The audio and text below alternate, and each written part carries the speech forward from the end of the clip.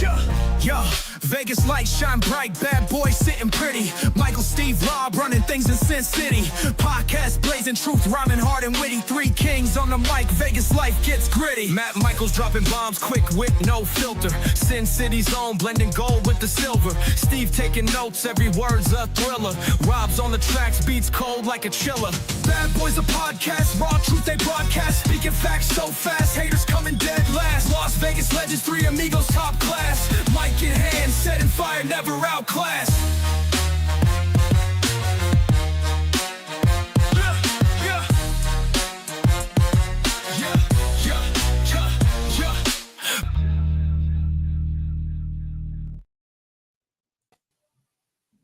Welcome in, everybody, to the Vegas Badboyz podcast. I'm Sin City Steve, being joined by Rob Bossoleri at Vegas Trump Guy. How you doing, Rob?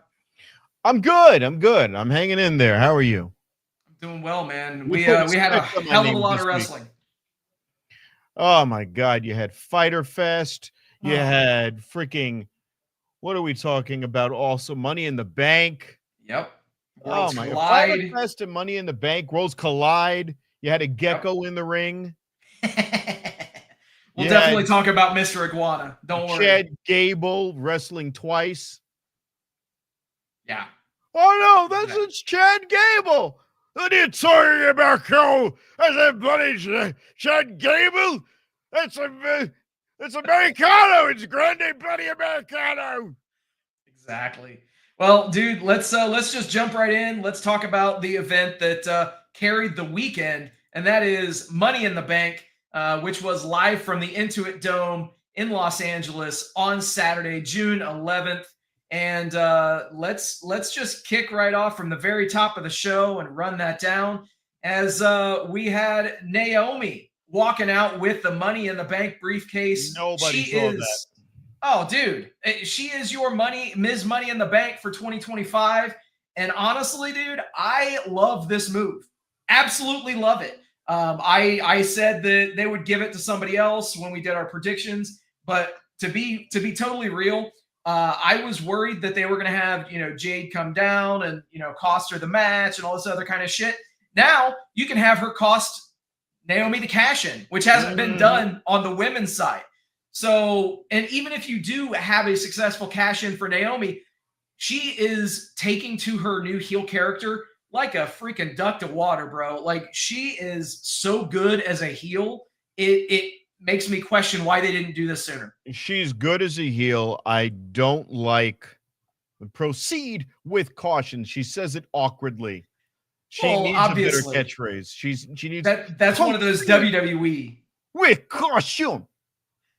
And I'm like, what are you doing? Like, you could tell she's not really comfortable saying it. Yeah. But what her actions are in the ring are great. Yeah. They're lining up with somebody who's doing a good job. That's the thing, man. Like, you can tell when something's being forced, but, once we get past the forced WWE/TKO catchphrase that they're having her to spout, then, obviously I think that she's done extremely well with the character, and that's only going to continue.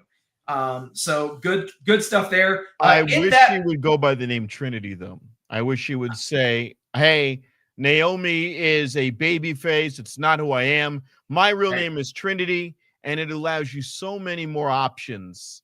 Yeah. It gives you so many more avenues.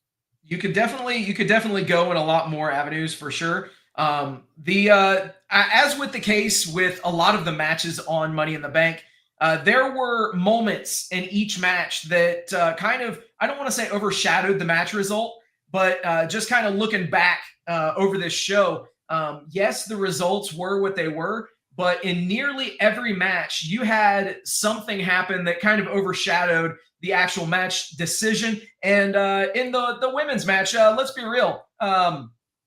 This happened. There was the devil's kiss on the top of the ladders. Yep. And obviously the fans loved that so much so that commentary chose to call that the most popular move in all of professional wrestling, which, I'd be hard pressed to not agree with that, if you will. I was, and and you did ask me, and it completely slipped my mind today, as I'm often absent-minded. For me, that was a good moment, but the good moment was the dueling finishers between Alexa Bliss and Rhea Ripley. That was the very end of the match and allowed Naomi to come in and grab the victory. Naomi's victory was not as big as the other spots that happened in that match. That whole women's Money in the Bank was well designed to put everyone over. Yeah, I agree with that. It put everyone over. The thing that, and we'll get to it in a bit, but dare I say, I actually liked the women's Money in the Bank match more than I did the men's. And that says something. Because it didn't do that for the men. No, not at all. Not at all, man. Spots. Yes. But that was it. Yeah, you didn't set every competitor up for something possibly down the road. Whereas realistically, you could make the argument that it allowed for new paths to be forged and, storylines to be continued on the women's side of things. So very interesting. Speaking of women, we have a new women's Intercontinental Champion. And Becky Lynch knocks off Lyra Valkyria. I hear you groaning, Rob. Talk to me. What's your thoughts? First of all, Michael Cole again, because it works both ways. He wants to frame the match as Lyra Valkyria lost because Becky Lynch grabbed the tights. No, she didn't. There were no tights. She just grabbed her ass, palmed it, flipped her over on her back. It was a clean win. It was a completely clean win. Yeah. And that's the problem when you try to frame these things and your narration is not lining up with what's going on there. If you want to approach it from the supporting the babyface angle, you go, you know what? She lost. And now we're going to have to deal with the arrogance of a Becky Lynch. And you go, that's it. That's fine. But when they, did you grab the tights? No. And then she palmed a cheek like a basketball, man. You hit the nail on the head. It was clean. It was a clean win. And I know why they're doing this. You don't take the belt off Lyra Valkyria if she's over. She's not over. She is quirky, but quirky isn't over. And quirky doesn't have a command of the crowd or the mic. She still sounds like a little sister lashing out at her bigger sister. And she's got to get past that. But think about when Becky Lynch started and she was a Irish lass kicker doing her little, river walk down the ramp. And that was embarrassing. Then she was steampunk and she got a little bit of traction with that. And then she took a fist to the face when they didn't know what to do with her. And when they gave her the fist to the face, she was a freaking trying to be a heel. And they couldn't turn her. The crowd, no matter what they did. Heel Becky Lynch is, high school word, exasperating. She's just exasperating because there's no payoff to beating her. If you beat her, this babyface who isn't over, doesn't get anything off it. And she's either going to have another stupid redemption arc or nothing. And now you throw Bayley into the mix. And Lyra Valkyria is looking at Bayley going, hey, this is my time. So you're using the vets to put this girl over. I don't think she's going to get over on it. I think Lyra Valkyria is going to get lost in the shuffle, like so many others. And it's a 20-80 game, right? 80%, 20% make it. Yeah. She's going to get lost in the shuffle quick. Nobody cares about the rings and the wool. Nobody cares about it, Right. Yeah, I mean that wooing in the entrance theme can only take you so far. I mean, you gotta develop that connection with the audience for sure. She doesn't have it. I totally get you on that, man. You and I are aligned with that. Elsewhere on the show, in an impromptu match set up earlier in the day from Worlds Collide, which we'll talk about in a bit, Dominic Mysterio defended and successfully retained his Intercontinental Championship, defeating Octagon Jr. In a match. I think that's pretty much what we can call it. It was okay.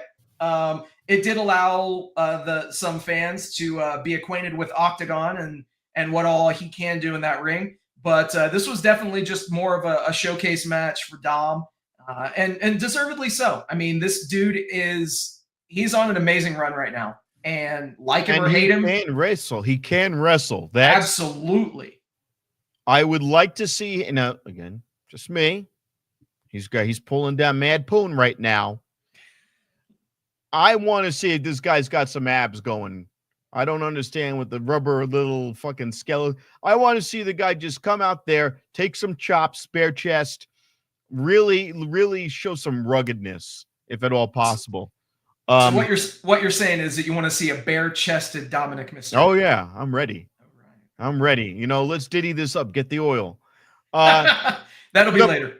I want to see that, but I understand that all of his ring attire, it comes from different luchador history, and he's paying homage to a lot of people. If you thought it was just, I don't know all of the elements, but the boots, the fur boots was from one wrestler. He looks like La Parka, the way he's dressed. I mean, fine. I want to see him get rugged and take some good chops. He still comes off like he's 12, no matter what he does. His balls never dropped. When you listen to him speak, you're like, what the fuck? Right. Hey, man, I want my chicken tendies. And you're like, yeah, it's funny. But my gripe is there should not be, even though he's wrestling well, there should not be a comic relief intercontinental champion. That's my gripe about it, kind of. If you're going to do a champion in WWE, at least it's a secondary champion. Because lest I remind you, for a considerable amount of time, this man was viewed as being the greatest Intercontinental Champion of all time, yet he was a 100% comedy gimmick, and I'm talking about the Honky Tonk Man. That's a guy who held that championship for longer than anybody until Gunther broke his streak. A lot of people viewed him as being, one of the best Intercontinental Champions. That guy was a straight up 100% comedy gimmick. So it can work from time to time. Yeah, but that was 40 years ago. Exactly.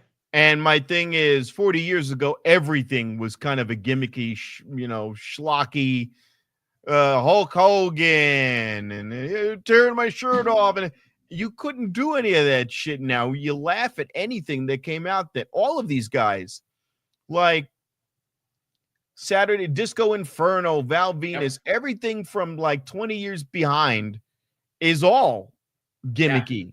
I mean, if I'm not mistaken, wasn't the Godfather an IC champ at one point? Yeah, because he had the Ho Train with him. Right. Yeah. There you go. Now, when I also think about the Attitude Era, though, I think of Kurt Angle. I think of Chris Benoit. I think of Jericho. And I used to think to myself, Jesus Christ, the B matches are insane. Yeah. When Chyna held that belt and had Kat in her corner and she was dueling Jericho and Jericho tied her to the chair and hit her hands with hammers. Right. That was insane because she was wrestling and she was selling all the time. These IC matches were like top level matches. And now I see it's a guy in the back eating chicken tendies, and he's fighting over like fucking teeny bopper girlfriends, like some, New Jersey skanks. Like, hey, I got my New Jersey skank over here, she's going to give me wicked head out there in Walla. Hey, she's going to take me down to the Jersey Shore, man, and play with my freaking Guerreros, you know what I mean? It's like. Are you talking about the Jersey Shore? Or are you talking like the North Dakota fucking shore? North Dakota, bro. You just jumped into that northern accent. I don't know why. I went there. It's all good, man. Hey, bro. Hey, come on. I got. Here we go. I fixed it. I'm sorry. There you go. I don't know why I went there. It's so weird. It's all good. Moving forward, to the surprise of nearly no one, Seth Rollins is your Money in the Bank winner on the men's side. Honestly, the story with this is what happened in the match. Exactly. I'm not gonna lie to you, man. This match just did not do it for me. I don't love you, Oos. All right. And again, your match result got overshadowed by Jacob Fatu pulling Solo Sikoa off the top of the ladder. And now I think we know our either Night of Champions or SummerSlam match for that U.S. Championship. Pause. Now, I did not watch SmackDown. And Cole goes on SmackDown that Solo Sikoa basically gave Fatu the right act and said, you don't love me. You're only here because of me, etc., etc. I'm paraphrasing. So when you do that the night before, that you're going to, oh my God, that's the kind of lame ass shit WWE used to do, where they put it out there. Like, if this guy knows, you look, we're all smart guys. We even have a basic education. You're going to go, wait a minute, tomorrow night, I'm going to get the opportunity to get the Money in the Bank briefcase. I'm going to kiss this guy's fucking ass. I have nobody else. The Tongans are gone. Right. Jimmy is gone. Jay's got his own problems. We'll get to that. We'll talk about that. We'll talk about that. All of the family members are gone. I'm going to threaten a title holder to go and be my freaking bodyguard heavy. Well, all right, fine. So I wonder what's going to happen. Oh my God, this is such a surprise. The only cool thing in that match was when El Grande Americano threw the ladder on the other ladder and ran diagonally up it. And that was dope. Okay. Yeah. That was a spot, you know? That was the Blue Thunder Bomb of the match. Where you're like, it's cool, but it's not going to amount to shit. I don't remember anything else from that except that Seth Rollins got it, and I did not care. Right. I don't care. And the main reason why I picked it on the prediction show is because I could see this coming a mile away. You just give this guy a new faction, and predictability is going to be the way that they're going to go. So why not give him the briefcase as well? He's going to cash in. And it remains to be seen just who he's going to cash in on. We'll definitely talk about some of the latest happenings that happened tonight, earlier tonight on Raw, here in just a minute. But we still have to talk about the main event from Money in the Bank, in which we saw John Cena actually get pinned by Cody Rhodes as Cena and Logan Paul lose to Cody Rhodes and the Yeet Man himself, Jey Uso, after, again, events in the match that overshadowed the outcome of the match. And yes, I'm talking about Ron Killings making his presence felt. And right there, you actually have him tweeting out, no work. So contrary to the press conference after the show, when Triple H was asked if this was all part of the show, and he simply said, oh, are you enjoying the show? It's all part of the show. I think that we have it right there from Ron Killings himself. No work. So the fans have spoken, and dare I say, this is awesome. I love when WWE or TKO in this case listen to the fans, and when they make their voices heard, shit can happen. So yeah, any kind of thoughts on that main event or here's the thing. I'm annoyed again because yes, this overshadowed the event. The event was pointless. It should have been Gunther in that match, but they also set up that Gunther's not going to get in that match because he's just going to end up wearing himself out, and that played into what happens tonight. With regards to our Ron Killings, our truth entering, you have no receipt for Cody. Cody is getting nut-shotted. He's getting walloped in the face with belts. There's absolutely there's no receipt for him. He's being embarrassed. And that's a problem, that the guy is still trying to go so hardcore syrupy babyface that it's costing him opportunities. But he won, Rob. No, he didn't. He didn't win anything. He got nothing off that. He gets nothing off that. All right? It was a filler match. It was a filler match. Okay, the Maverick, Logan Paul gets nothing off that.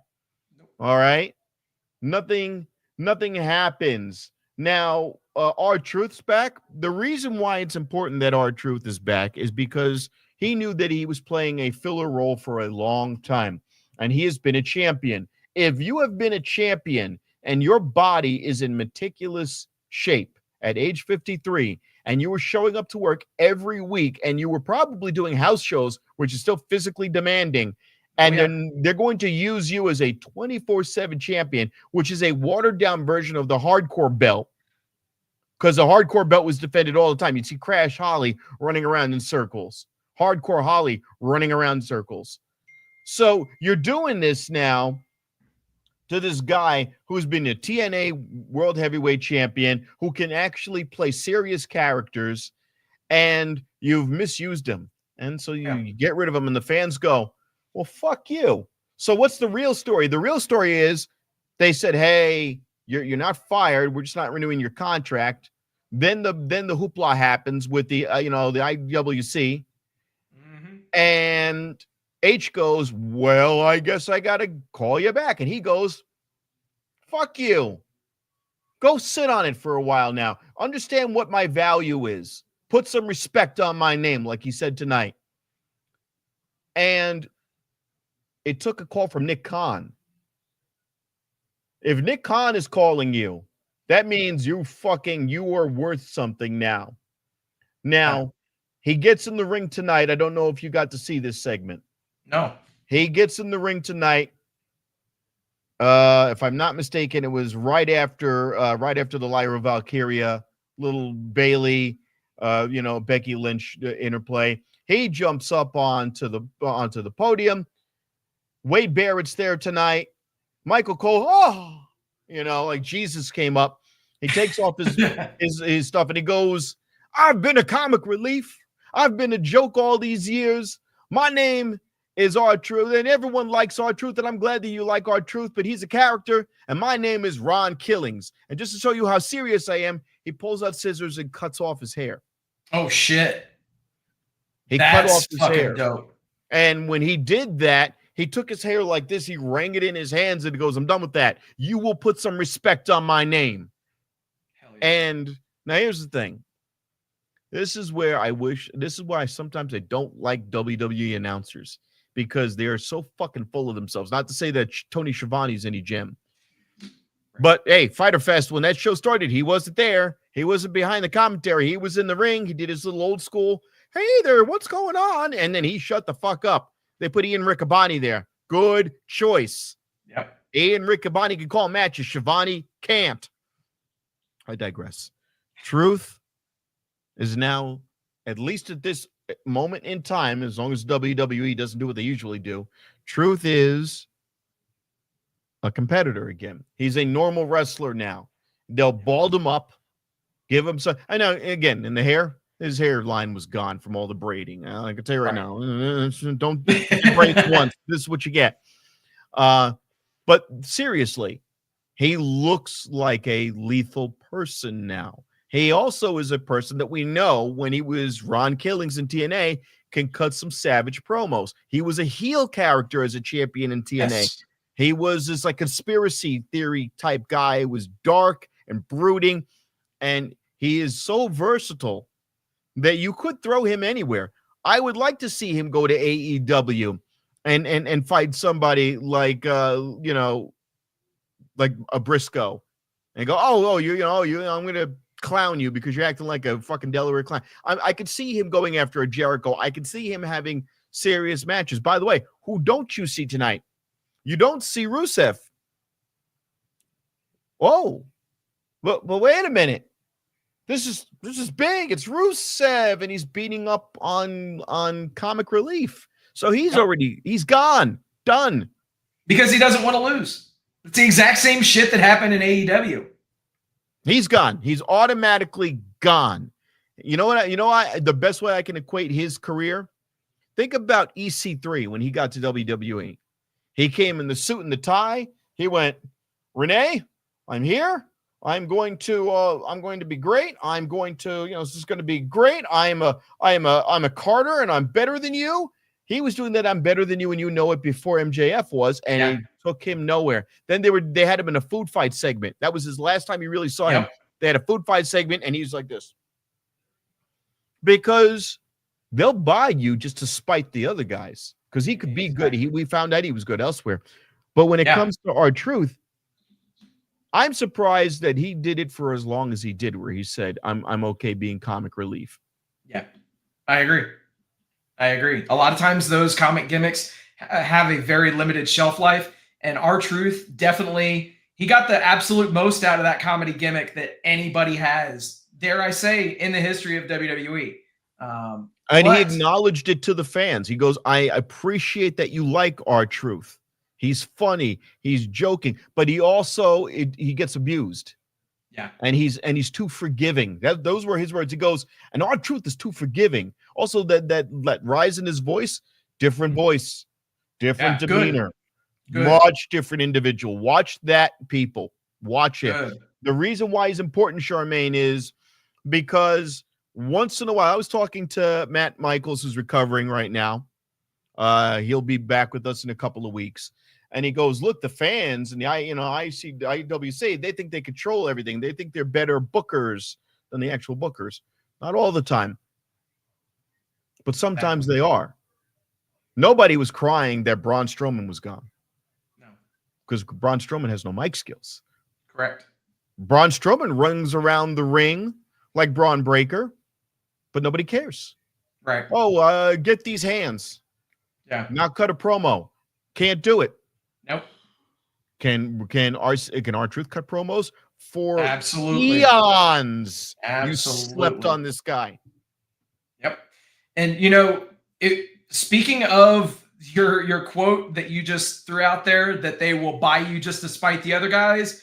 Speaking of that, we also had another pay-per-view this weekend, or excuse me, a PLE this weekend. Worlds Collide came to you earlier on Saturday morning, 11:30 a.m. Pacific time from the Kia Forum right across the street. This was a co-promoted show, WWE NXT and AAA. So on this show, just to run down results really quick, Octagon Jr., Aerostar, and Mr. Iguana. Yeah, Mr. Iguana, the MVP of the weekend, by the way. Look at that guy, man. He's gonna it's so good. He turned a lot of heads, man. He got a lot of shine this weekend. They defeated the Latino World Order, Dragon Lee and Cruz del Toro, and Lince Dorado. So that was a 14-minute match. Pretty solid stuff there. Again, giving American WWE main watching fans a taste, just a little taste of lucha. And if nothing else, the one thing that I can hope for out of this entire show and this entire partnership or ownership of AAA is that WWE fans will now be able to fully appreciate Lucha Libre for what it is, and that is an art form. Speaking of the matches on this show, elsewhere, we had Stephanie Vaquer and Lola Vice defeating Chick Tormenta and Dallas in a 9-minute match. You had the double Devil's Kiss. That was the highlight of the match there. How could it not be? And elsewhere, you had Legado del Fantasma, Escobar, Angel, and Berto defeating El Hijo del Dr. Wagner Jr., Pagano, and Psycho Clown by pinfall in 15 minutes, right on the nose. So this was your trios match that you would expect to see on maybe even AEW TV. This was a very solid match. I don't know if you had the opportunity to check it out, Rob, but you could easily have placed this match on an episode of Collision, on an episode of Dynamite, and it would have been right at home. Well, here's what I would say. First of all, I did forget about one point, which was Wade Barrett and Michael Cole almost chuckling when R-Truth came out and cut that promo, which was not bueno. And also, those fuckers cannot pronounce. It's El Hijo de Vikingo.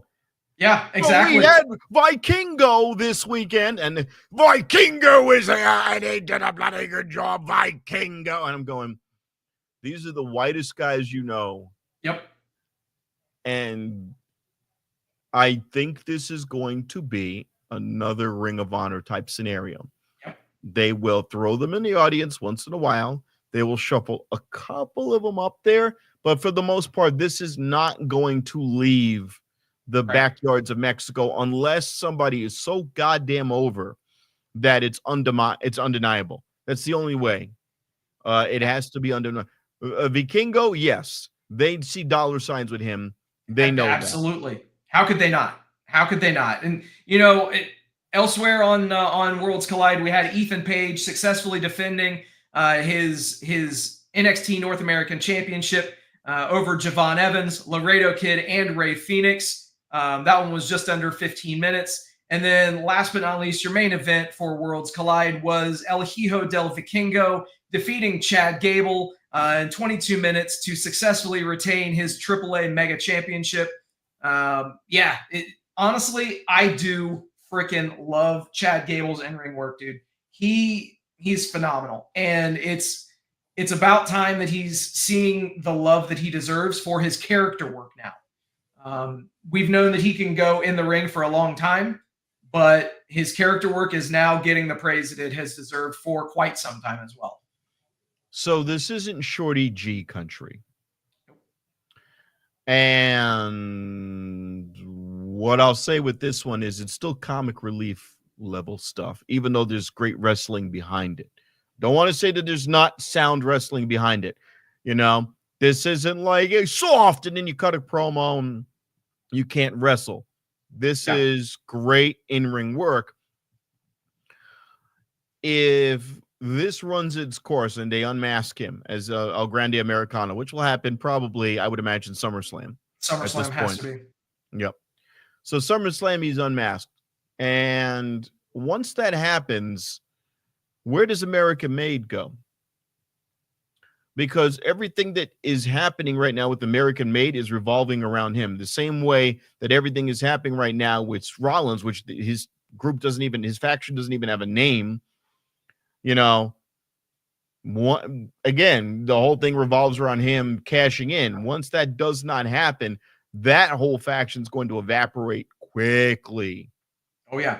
That's going to evaporate quickly. Now, if he gets the championship, you already know where that's going to be. To defend my belt. Hey, but when do we get belt opportunities? Never. Exactly. And, you know, obviously, here was one of the last images that you saw. El Hijo del Vikingo on the shoulders, being lifted up, carried. And, I think there's more lucha masks right there in that shot than many WWE fans are used to seeing an entire episode of WWE TV. So we'll see how that goes, man. But add it all up, it comes out to being a massive weekend. This info from PWP Nation.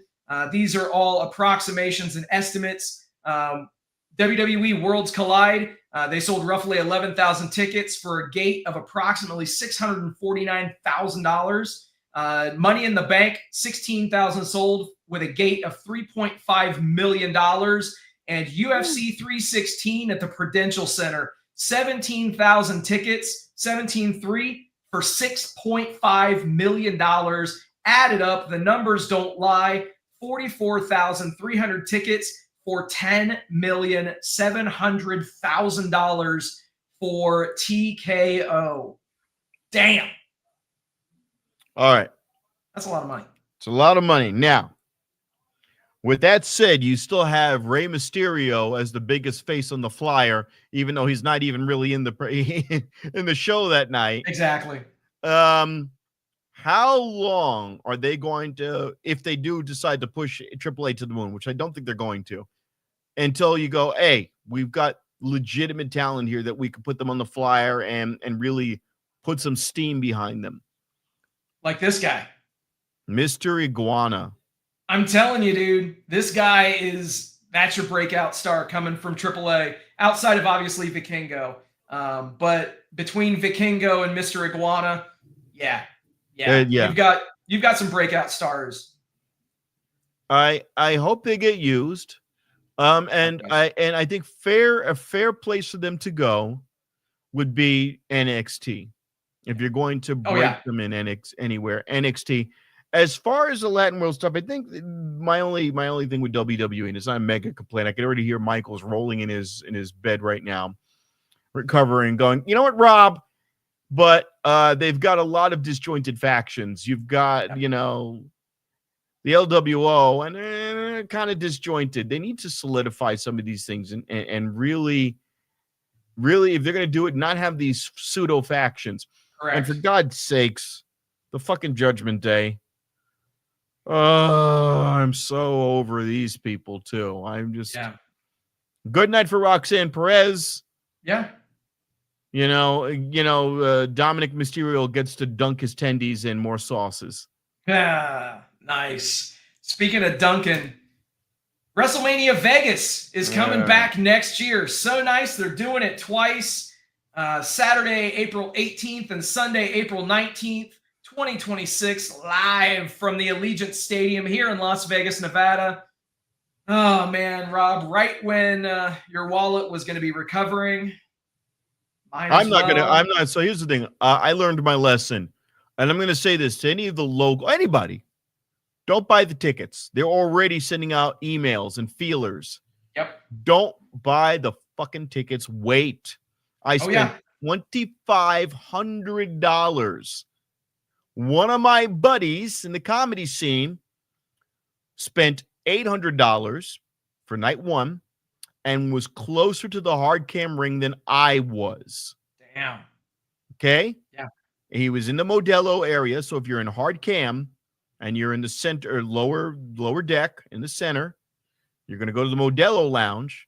The food's going to be about $15 for a great portion, perfect portion of food. The beer is going to be reasonably priced, and the shirts were what you expect, $40 to $50 to $100. And everything was good, which kind of tries to soften up the blow of how badly I was freaking anally raped.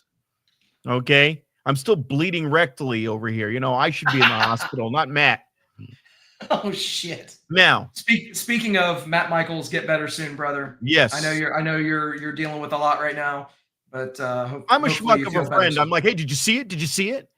Did you see it? And he goes, well, did I see what? And I'm like, you know, Money in the Bank. And he goes, yeah. And here, dude. Yep. I asked for a painkiller an hour ago, nurse. I'm like, what's going on? And I'm like, oh yeah, yeah. Had a little elective surgery there so we can become a more streamlined and ripped Matt Michaels. That's right. And he's going to look, I'm not putting it all out there, but I'm dancing the edge. Yeah. I'm dancing the edge. Matt's going to come out better than he went in. Absolutely. Yeah. And absolutely.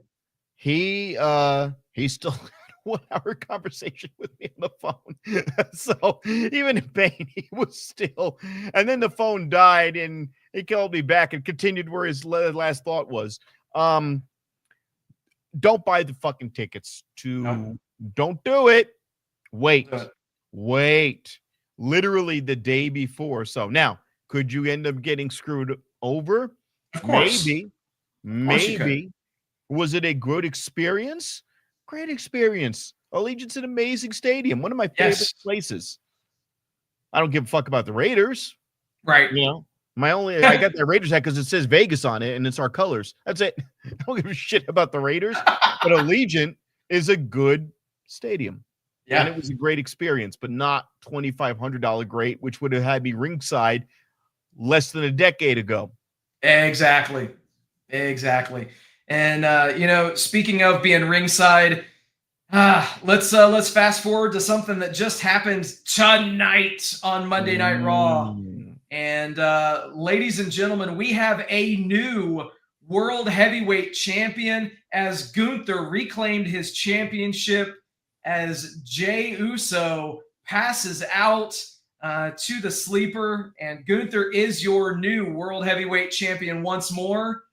I gotta go to this reaction that came in right after from iBeastless, not even on a pay-per-view, a fucking Raw episode. I genuinely want to cry.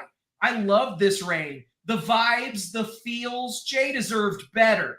This isn't fucking fair. All the fucking bitching every week from bunch of complaining, ungrateful dickheads, and Triple H caved. Fucking pussy. Fuck off. This company stinks. Fuck WWE. At Roman Reigns, please come back. This dreadful organization needs your touch.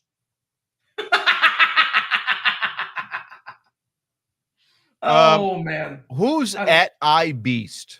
Some dumb, stupid ass that this tweet went fucking viral right after the episode of Raw tonight. So, yeah, just some nobody.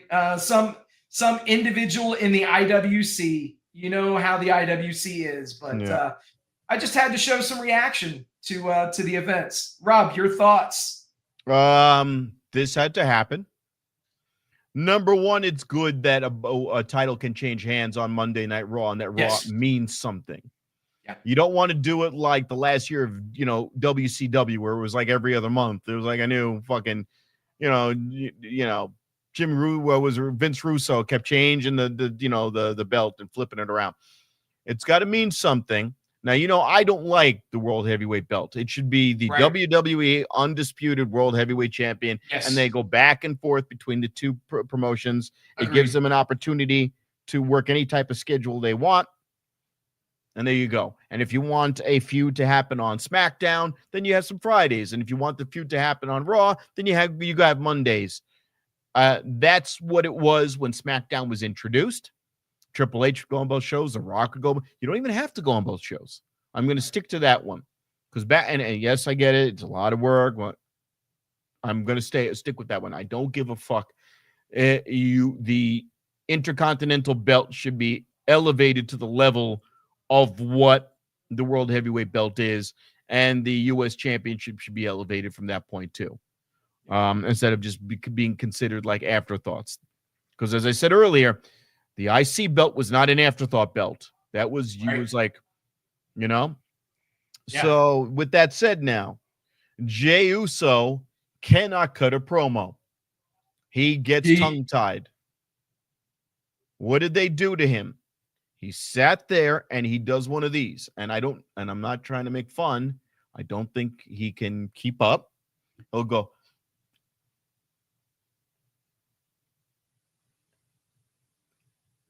And he doesn't know what to say. And he looks like he's looking and thinking for words. You have to be able to cut a promo. You have to be able to get the fans behind you. The best thing that he did as of late, and he's got the fans, yes. He's got the fans. Yes, that's why he has fans. But promo, no. And when the last promo and the only promo that he ever cut in modern times that was good was when they beat the shit out of Jimmy. And he goes, I'm not afraid of you anymore, Oos. I'm not afraid. And I was like, okay, now you've impressed me. But the ability to have catchphrases. But Rob, he says yeet. No. Jericho and The Rock and Stone Cold and even Triple H had a vocabulary.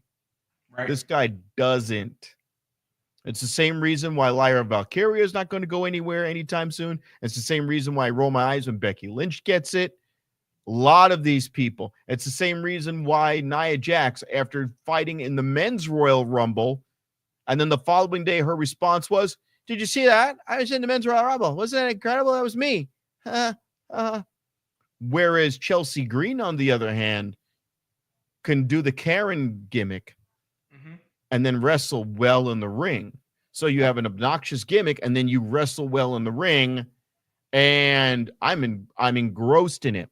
Let's go to TNA. Let's go to TNA with Rosemary. Rosemary talks about the underworld and the dark place, and she gets into it and she changes up her costuming just a little bit and she tweaks it over time. Oh, she had a knee brace. She tore up her, MCL or ACL, whatever. And then she didn't anymore, and she lost weight, and she rolls with it and evolves. Yeah. And I'm Courtney now. So she went back to her pre-Rosemary gimmick. She evolves. Yep. Taya Valkyrie was, I'm a Valkyrie, and now I'm some Mexican blonde chick. And it didn't work outside of TNA. Right. So a lot of people who don't evolve, you don't change, you die. We say that in life. We say that in the corporate world. It's the same in wrestling. All right. So if your gimmick is you're going to do the wave and you're going to say yeet over and over again, and then Gunther sits down to you know what it looked like when Gunther was doing the last week's promos with him? It looked like a soccer coach talking to one of the students and just talking at him. He was talking down to him, but not in that disrespectful way, almost like you're a kid to me. You are running yourself thin, getting in matches that you do not need to be in. I want you at 100%. What do you get from helping Cody Rhodes? Nothing. And you're going, that's not a dick thing to say. He's right. Right. He's right. And it makes him look fucking amazing. And he is the best, you know? He is the fucking best. And I feel that. So to the point where I'm like, you know what, in a year, please, I'm part of the IWC. I don't like the fucking World Heavyweight belt. I don't fucking like that shit at all. Because you're not the best. Because John Cena's running around, I'm the last real champ. Cody Rhodes said, I want the belt that my dad fought for. So you've said it so many times that World Heavyweight belt means nothing. Yep. And just fucking do it. If you're the champ, look, I'm applying for a job. It's going to be 9 to 6 every day. And they're telling me when the winter hits around, I'm going to have to work 6 days a week. Guess what? Don't like it. Suck it up, Buttercup. You want to be the champ. You want to get the big fucking dollar bills. You want to go coast to coast. You got a family. Hey, homie Seth Rollins and his wife were on the same brand for a reason. Yep. That girl's on there with them. She gets homeschooled. Ain't nobody cares. Mom and dad work out in the gym. They pork at night. They have salty Irish Mexican freaking beer fart sex, you know, tacos and Guinness sex. Okay. Mr. Lopez and Miss Quinn. That's fine. But if homie decided tomorrow to become the world heavyweight universal WWE Grand Slam of all God and country champion, I would expect to see you on SmackDown once again. Yeah. That's just my expectations, because you can't have 2 world heavyweight belts and then try to sell me on this. By the way, AEW ain't going anywhere for a while. We'll talk about Fyter Fest maybe, but AEW is not going anywhere. No, they're not going anywhere. But actually, that's a great segue, because there's been a lot of movement this week. There's been a lot of great moves this week. So let's talk about the one that caused the most reaction. Mariah May shows up in NXT. Obviously, her contract expired at the end of May, pun intended. And it truly was the end of May in AEW. Now, obviously, they didn't refer to her by name, so she's getting repackaged, getting a new name entirely. So what, Mariah June? Yeah, exactly. Mariah, I think they were calling it Mariah Marks or something stupid. Mariah March. Yeah, Mariah March, that was what it was. Yeah. No, please no. Please no. But nothing was worse than Frankie Monet. Oh, geez. That was up there with Frankie Monet. So I'm going to show up and do my same gimmick with the name Frankie. Monet. Yeah.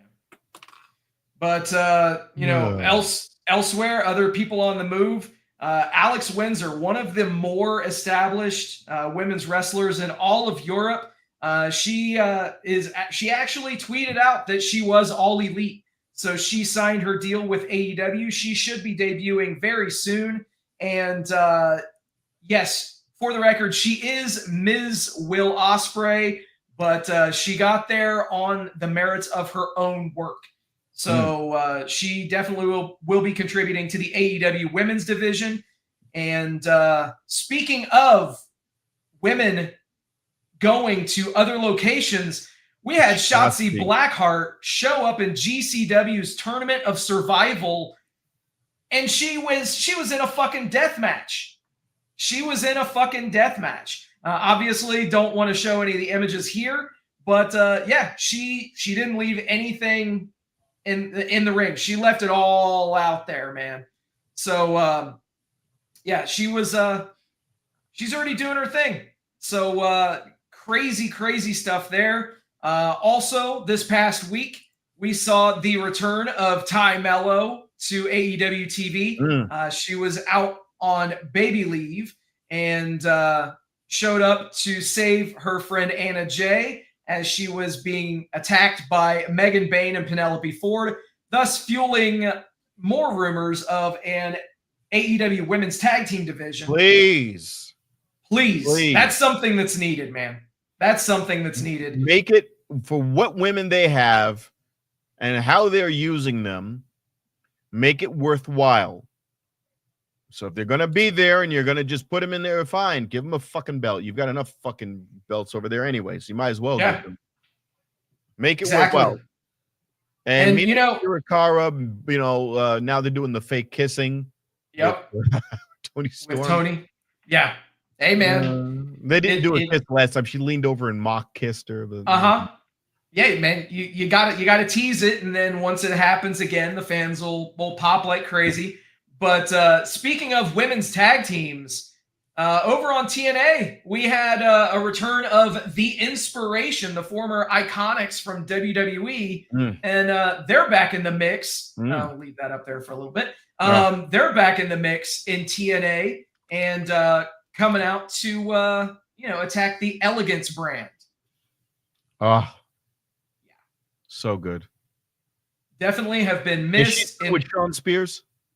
Yes. She's with Spears. Cassie Lee. Yeah. Yeah. No, fuck the other one. Cassie Lee isn't. Yeah. You don't want the chairman to wrap a chair around your head like you did Cody. No, we saw what happened, so I'm not concerned. Yeah, exactly. And obviously, making her debut this past week in AEW was Tekla, as she had what was needed in AEW. Finally, a debut match that didn't last 15 minutes, that wasn't 50-50. Tekla beat her in 2.5 minutes, beat her by submission, and this was what was needed, man. But that was all part of the 4-hour Fyter Fest that went down this past week. Obviously, it was headlined by Kenny Omega, defeating Brody King, Mascara Dorada, and Claudio to retain his international championship. You had Jon Moxley beating Mark Briscoe in a rare singles match. But dare I say, I think Jon Moxley has officially passed the title of bleeding unnecessarily to Mark Briscoe. Yeah, he took a hit to the ring post and was gushing. Yeah, dude. Yeah, that was crazy. Elsewhere on the show, you had, as you mentioned, Timeless Tony Storm and Mina Shirakawa. Fake makeout session. Don't do that to me. And they were in there against Julia Hart and Sky Blue. And who was watching on but Mercedes Moné with the look at that fucking steak. That was the worst steak I've ever seen. That thing is fucking burnt as shit. It was great. And then she never ate it. That was the other thing. I know they were setting it up where Tony Storm was going to take the steak and eat it, but the entire match, I'm like, nibble at it, like she was drinking the wine. Something. Do something. This entire match is going on, and there's a steak there, and she never touches it for the entire time. Then Tony Storm takes a fistful of it, and it was whatever. Yeah, it is what it is, man. And then obviously you had FTR defeating Atlantis Jr. and Templario to no one's surprise. And obviously this was 4 hours of programming that you could have fit that in 2 or 3. You could have fit it in 3 hours. And of course, Tony Khan or someone in the office watches this show, and he knew that I set the over-under last week at 2.5 hours of in-ring wrestling, and I'll be dipped in shit. 1 hour and 57 minutes. They did it deliberately to sabotage my over-under. So out of protest this week, I'm not doing an over-under for AEW TV because, man, the 1 week that they don't give us a shitload of in-ring action is when I set the over-under. And, I mean, I got people watching me and listening to me that are, they're placing their bets on these over-unders, man. These guys did it just to fuck with me. So we're not doing an over-under segment this week. Sorry, blame Tony Khan. But this week they are doing another 4-hour block of programming as if it couldn't get any better. But hey, hold on. May I? Absolutely. Let me do the over-under. Yeah. Osprey. Hang on. Let me get this ready for you. And then here we go. Put the graphic.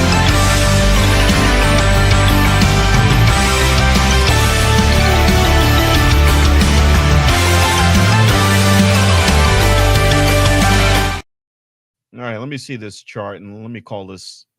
Let me see this picture of what we're going to get from. What all we're getting? Yeah. All right. All right. So Osprey versus Strickland. Osprey and Strickland, no clean ending there. It's going to be fuckery with Hangman Adam Page. Yep. Bird Syndicate versus these clowns. These guys are going to get their heads kicked the fuck in. They're going to get molested. Queen Aminata. Queen Aminata is going to be destroyed. She is enhancement talent. Not bad. I like her presence. Yep. She would probably be very good in Ring of Honor, but here, if you see her on this channel, has been good in Ring of Honor. She ain't gonna win.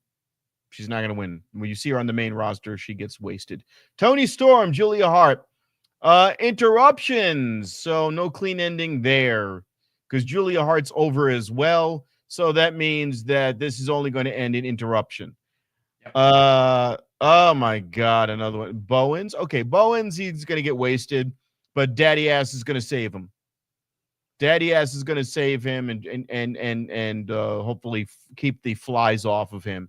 That is the Don Callis family, as Kyle Fletcher will destroy him. What we have here? Oh, the return of Sin Cara or whatever the hell he's going by. Yeah, whatever. Same difference. Don't care. Don't care. This is like their piss poor attempt to like fucking. The gap of losing the Lucha Brothers is not going to be filled by Mystico, so who cares? And then we're going to have Kenny Omega. Okay, versus Kazuchika Okada. No, this is the contract signing. Oh, I'm sorry. The contract signing for that. Well, no. There's going to be some sort of little fight or some bullshit in between. Oh, of course. Omega will get an upper hand on him. Omega will get a quick upper hand on him. And obviously that all leads into All In Texas as Jon Moxley will be facing Adam Page, the winner of the men's Owen Hart tournament. Elsewhere, we've got Timeless Tony Storm going against the winner of the women's Owen Hart tournament, Mercedes Moné. And lastly, Kazuchika Okada versus Kenny Omega in a winner-takes-all match. So we're finally, hallelujah, unifying these titles. The entire right side. Well, no, wait a minute. Winner-takes-all, that doesn't mean they're going to necessarily international, intercontinental, whatever. The continental, international. It's going to be the Intercontinental title. They're going to call it that? Are they allowed to call it? Why wouldn't they? I know. All right. Well, I guess they could call it the Continental Championship, or they could even call it the Global Championship. No. Don't. It's got to be Intercontinental. Yeah. All right. So the entire right side, Monet, obviously, because Tony Storm needs to retire the gimmick for a while and reinvent herself or figure it out. And being as a guy who does Trump all the time and everyone wants me to retire it, you go, wait a minute. But then what do you do what do you do when you come out of that? Exactly. Because regular Tony Storm was like, Adam Page wins. Yeah, that's you already see this one a mile away. And the only way this doesn't happen is if Swerve Strickland joins the Death Riders.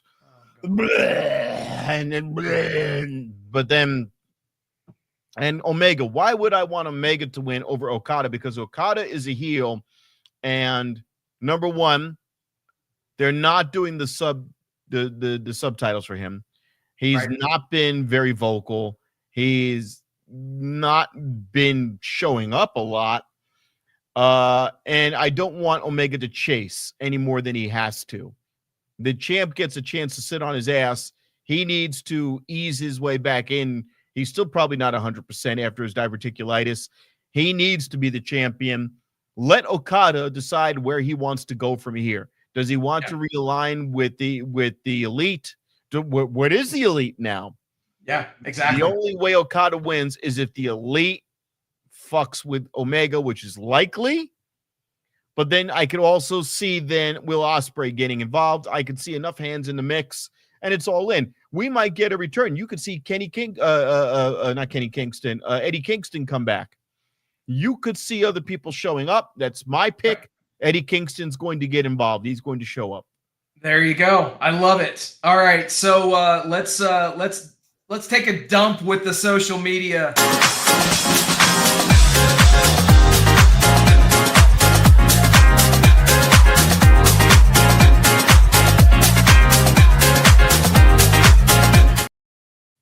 All right, so first things first, we already talked about R-Truth, Ron Killings at the beginning of the show.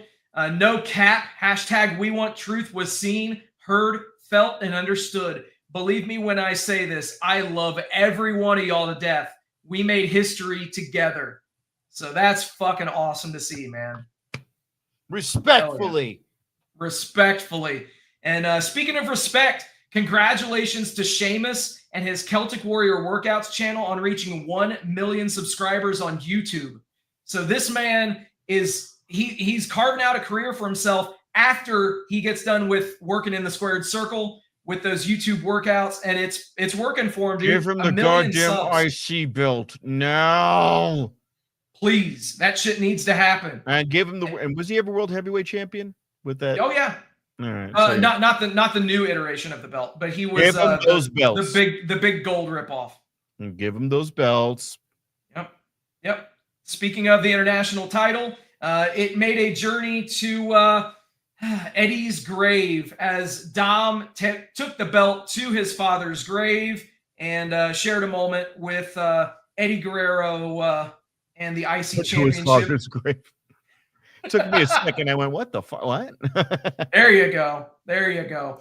And also, we got Chad Gable nearly breaking kayfabe, saying yesterday was a special day for me for so many reasons. New experiences for both myself and my buddy, Americano. Other than him, luchadors, don't like him, never will. But I've come to respect them. I felt alive like never before. I fucking agree. Those dudes went out and killed it in the main event at Worlds Collide. Highly recommend checking out that match if you hadn't seen it yet. And elsewhere, speaking of lookalikes, Tony Khan tweets out, "Welcome to the Jaguars, Trenton Irwin." And he says, "There's something very familiar about you. I can't quite put my finger on it." And yes, that is the spitting image of Adam Cole right there in your screen. And if Tony Khan doesn't bring in Trenton Irwin for a guest spot on AEW TV, he's missing a golden opportunity for sure. Oh, Trenton Irwin's going from the Bengals to the Bengals to the Jaguars. Yes. Yeah. And you know what? I think there's a hot dentist he might be able to hook up with too in Pittsburgh. Huh? Imagine that. That. And Ricochet. Speaking of hot gimmicks, this dude is fucking hilarious. Heel Ricochet is the best Ricochet. Some rando tweets out, my favorite part is we all know if someone like Roman or The Rock went to AEW, they would be an instant star running the company. And then Ricochet simply replies with, I'd have them in catering in a week. Well, also he said he's ugly as hell, but he's not wrong. Right, exactly. So you gotta love that. And taken from the vault a little bit, we got Finn Balor with a fan. Why is he grinning like he's got something up his ass? Well, I mean, take a look at the other person in the photo. I know. Oh man. You think Diddy brought the oil? I told you I won't stop. Yeah, I told you that we won't stop. Drop them Irish straws, man. Get your knickers off. That's what they call them, my dude. Oh God. Elsewhere, Kenny Omega doing work The with bat. Street Fighter 6 on S3. So dressed up in the Sagat cosplay. So yeah, looking interesting there. All of the characters, even the female. He did all of the fucking characters, bro. So good, by the way. Kenny is immersed in the gaming technology. It's so awesome. And that's why you want him to be a title holder. You can, being a brand ambassador gives him a chance to recover. Yeah, he's traveling more, but he doesn't have to do as much in-work performance, which allows him to transition, lets him to get his footing out there and figure out where he needs to be as far as, does he go to the cleaner route? Does he reform the elite as baby faces? So many different ways you can do this. So yeah, exactly. So many different routes you could go. And the thing that gets me is sometimes when you are come across things in the social media feed, they have no bearing on you, whatever. But I personally saw this week, and it felt like it was targeted because Chairman Cena on the ad for Displate, guaranteed that that's not licensed. Mao Zedong. Chairman Cena from China. You know, if only we had someone here that could talk and tell us really about the inner workings of what's going on with Chairman Cena in China. Oh, wait.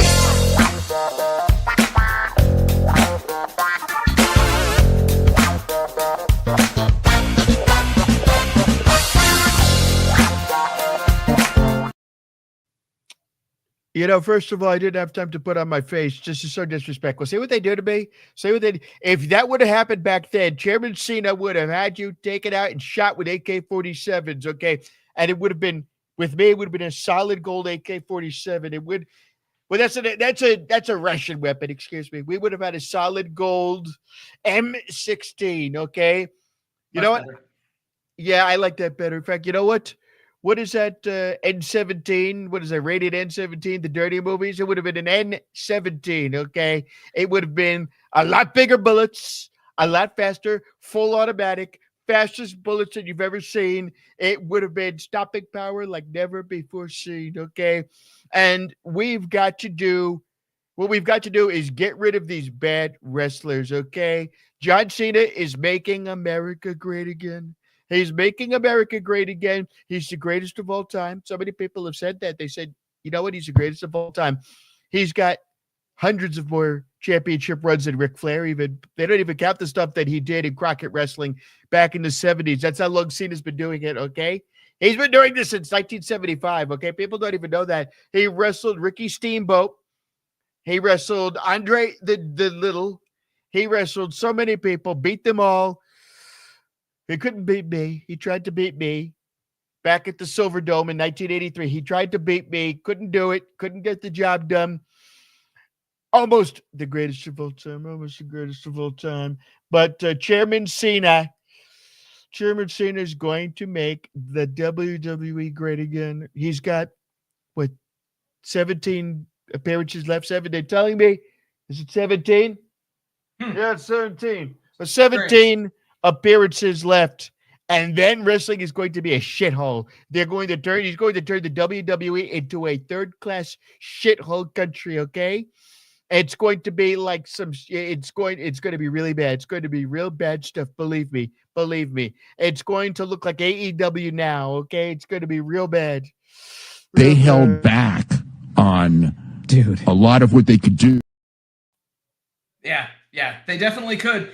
But right before we wrap up, I do have to make mention this weekend at the Silverton Casino live, Sunday, June 15th at 5 p.m. will be the FSW Sweet 16 anniversary show. If you can't go to the venue itself, then you can check it out live on Triller. And you've got some great matches in there, man. This show is going to be headlined by Danny Limelight, the FSW heavyweight champion, going against Ice Williams in a 30-minute Iron Man match. Whoa. And keep in mind, Ice Williams has that WWE ID distinction. So this match is going to have a lot of eyes on it. And What do you mean the ID distinction? You lost me on that one. So WWE has they've created the WWE ID program where they have tagged certain independent pro wrestlers from across the country, and they are it's essentially their way of telling the general public that these guys and ladies are on our radar. So so essentially they are all competing for the WWE ID Championship at scattered events around the country. So definitely a lot of eyes are going to be on this match with Danny Limelight, the FSW champion, as well as with Ice Williams being in the WWE ID pipeline. So definitely. But with Danny Limelight, you get the best valet ever. You get a 10-year-old kid as your valet, and she can do Hurricane Ranas, you know. So I don't know. Fuck Ice Williams, man. The other guy brings a kid, you know. Dude, Danny Limelight is one of the most polarizing people that I've seen in FSW. You either love him or you hate him, and the one thing that you can't say is that he's boring. You can't say that he doesn't hold your attention. Whether, like I said, whether you love the dude or you hate the dude, he's got your attention. You are locked in, and you can't turn away. Whether that's with his daughter in the ring with him, helping him win the match by nefarious means or otherwise, or with just his ability, man. That guy is so great. Also, like I said, Ice Williams, he's going to be going places, man. So definitely check out this show if you're in Las Vegas, Sunday, June 15th. That's next Sunday at 5 p.m. live from the Vail Pavilion inside of the Silverton Casino. If you can't make it, like I said, it's live on Triller. Also, give FSW a follow at fswvegas.com. And Rob, let's check into some final thoughts. Where are you going to be appearing this week? Well, yes. Hold on. Let me get into my phone here because I do have a show. Nice. I do have a show, and it's going to be on July 5th at La Jolla. So LAJOLLA. It's on East Flamingo. And it's going to be hosted by Stella, featuring Lex Las Vegas, Mr. Respectfully himself, Mike Stiggs, Khalil Mack. And you can go on, for fuck's sake, what in the world is that? Eventbrite, eventbrite.com. And go look for the Four Horsemen of Comedy. Ages 21 plus. Tickets are from $12.51. Hell yeah, man. And if people want to keep up with you and all the stuff that you're doing, what are your social handles so that they can follow you? Vegas Trump Guy. And for anyone in the local comedy scene that is looking for me to battle another so-called Trump impersonator, we will do that. But whatever the outcome is, I don't give a fuck because I am the heel. I will still be Trump the next damn day. So if you want to fight me, Mr. Coda Hawk, you can do it, but I give nothing. So you either get your bragging rights or fuck off. Piss off, bruv. Piss off, bruv. Awesome, man. And so for me, I just want to say thank you to everybody who's hanging out with us tonight. Thank you for liking, sharing, subscribing, doing all the stuff that you guys do. We appreciate each and every one of you. Also, very special thank you to all the brave men and women serving this country, whether you're doing it on lands foreign or domestic. Thank you for doing what you do so that we can do what we love to do. And last but not least, repsports.com, reppsports.com. Go there for all your pre-workout, weight loss, and general energy needs. Repsports.com. Use promo code Vegas at checkout and save yourself 10%. Rob, we made it through again. Yes. And Nice. I would say probably in about 2 or 3 weeks, expect to see the return of Matt Michaels, some DeFalco files. I'm certain if we're going to be talking about post-June 15th, well, we'll definitely want to hear from Mr. DeFalco about all of the inner workings on this local wrestling scene. Absolutely. And speaking of the DeFalco files, we will be having a new episode drop later this week with Joe DeFalco. So keep your eyes locked in on your Spotify or your Apple Music or YouTube, Facebook, Twitch, anywhere that you possibly check out the Vegas Badboyz podcast. yeah, we're going to be dropping an episode with Joe DeFalco, and we're going to be talking about the 16th anniversary show. We're going to be talking about the arena because, yeah, they're already booking shows for the FSW Arena for Mania weekend in 2026. So that should be a lot of fun. And yeah. Have they ever taken it to the Silver Knights Arena? So they have not, but I know AEW did an episode of Collision there. Yep. So, but yeah, there will be plenty of venues in the works and in the running next year, next April for Mania 2026. And yeah, it should be a good time. I know that I'm going to be holding back on getting my tickets. I highly recommend it. Rob, I know that you had mentioned that earlier, but I'm co-signing that. I got my tickets the week of the show. I highly fucking recommend waiting. Don't buy early. The fear of missing out, FOMO. Don't FOMO. Don't FOMO it. Pay attention. As it gets closer, you can always see the seats that are left. And as it gets closer to it, we don't want to have empty seats. They'll sell. Oh, You're there for the experience, and the views are good. You'll have a good time. You'll have a good time. Absolutely. Absolutely. Don't get FOMO, and don't get FOMO for the Vegas Badboyz, because we're going to be back here next week. And until then, guys. Did any of you have a great time tonight? Yeah. With that, everybody, thank you for hanging out. We'll do it all again next week. Till then, happy wrestling. Rolling up the strip under neon lights. Podcast mic is glowing in the desert nights. Matt Michaels leading with the swagger tights. Sin City Steve right by your side. Alright. Rob Butcher Larry dropping truths, no fear. Broadcasting stories, make it loud and clear. From the Fremont edges to the Bellagio sphere. These bad boys rule, let me make that clear. Vegas Badboyz, tearing up the scene.